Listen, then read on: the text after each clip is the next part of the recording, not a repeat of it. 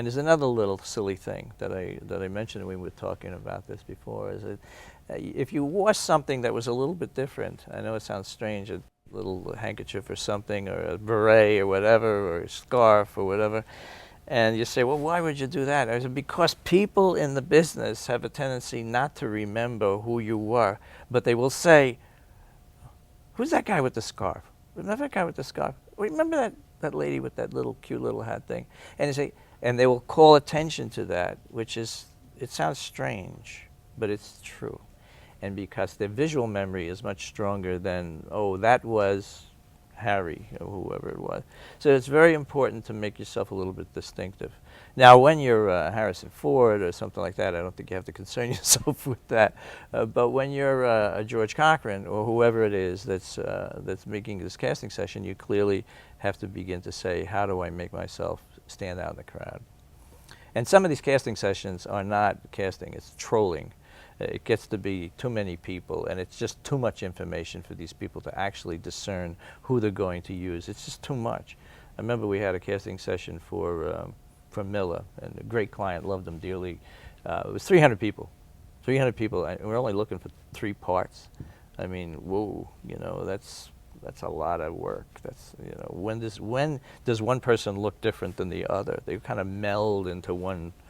Who am I looking at, you know? I would think for a national spot like that, there would be thousands of people. You hear these stories about these casting calls that last for weeks and hundreds of people show up for a few parts. I guess it's different in California or New York, where you were based. Well, it really helps to actually, and I say this term, define what it is that you know you need for that particular part. Because most people don't know. They just don't know, and they say, oh, I think it's going to be this kind of a person, that kind of person, and they'll spell it out. But then to put that visually on camera is the confusion that they offer themselves. Let's face it, you asked me what changed in the business.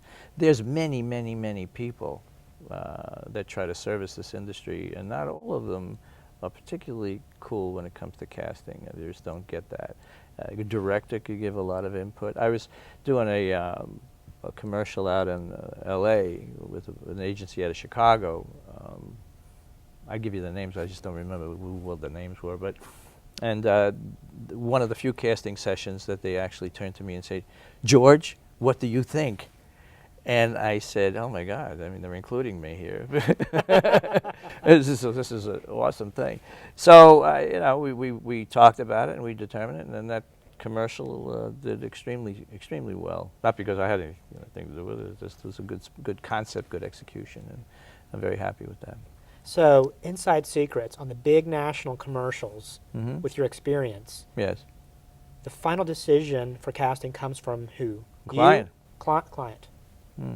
The client has to sign. So they're going to accept that responsibility. You see, it's the agency's responsibility to cull it down to a point where you have, let's say, 3 choices for each part, let's just say.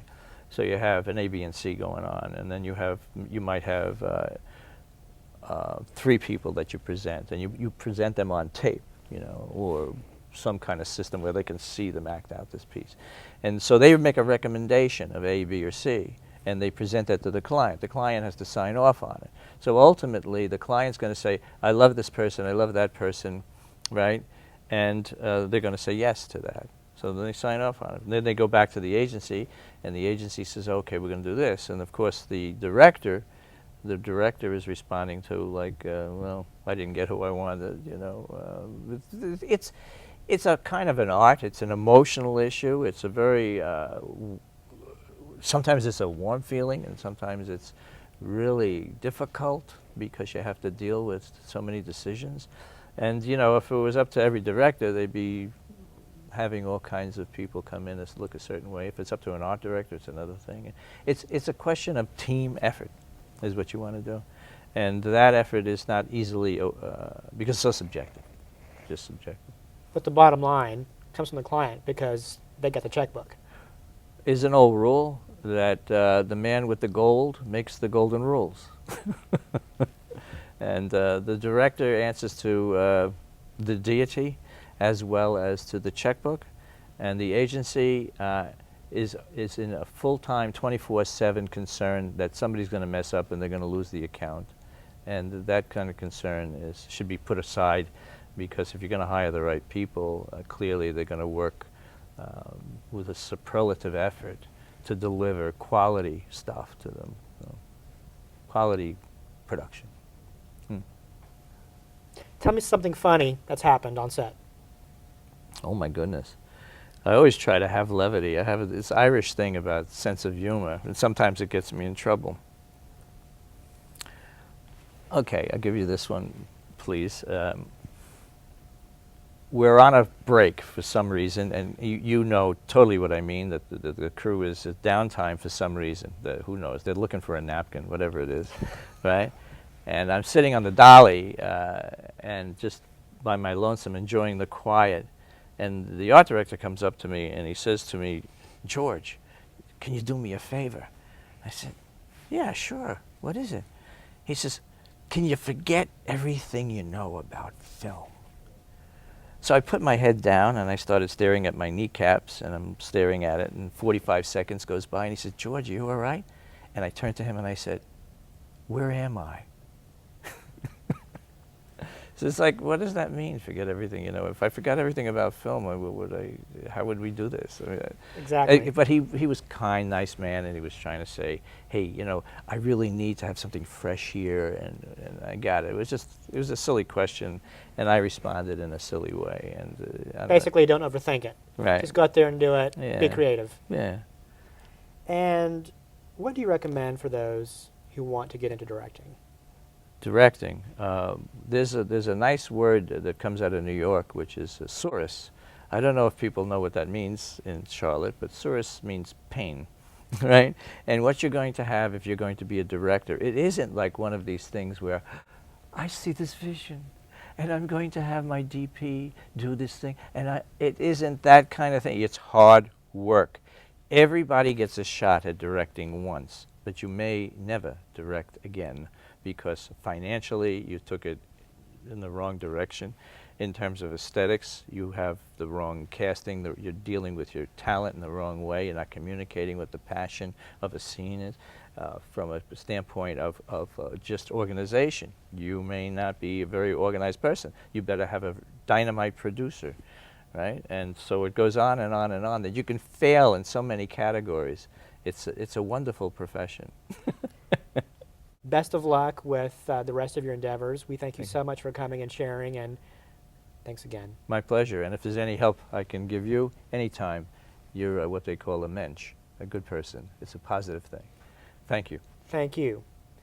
And we'll have more coming up right after this. All of us at Below the Line with George Peroulas thank you for your continued support of this program. Happy Thanksgiving! Thanks for watching. See you next time. That concludes our program. Thank you for watching. Send us a comment or question by email to belowtheline21@gmail.com. We'll see you soon.